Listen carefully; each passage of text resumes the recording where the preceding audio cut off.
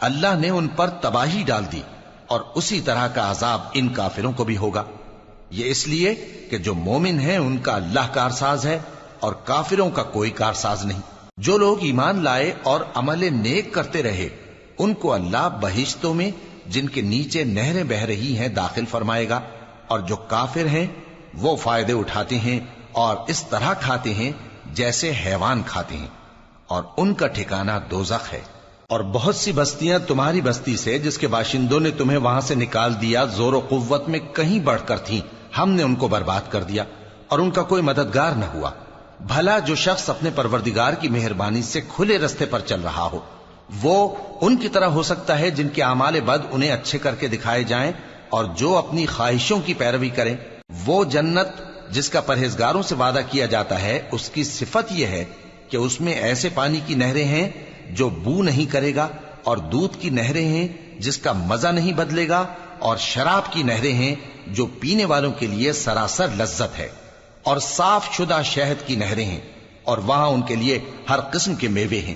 اور ان کے پروردگار کی طرف سے مغفرت ہے۔ کیا یہ پرہیزگار ان کی طرح ہو سکتے ہیں جو ہمیشہ دوزخ میں رہیں گے اور جن کو کھولتا ہوا پانی پلایا جائے گا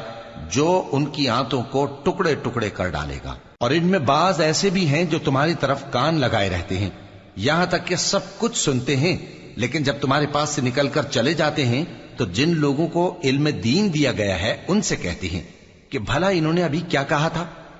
یہی لوگ ہیں جن کے دلوں پر اللہ نے مہر لگا رکھی ہے اور یہ اپنی خواہشوں کے پیچھے چل رہے ہیں، اور جو لوگ ہدایت یافتہ ہیں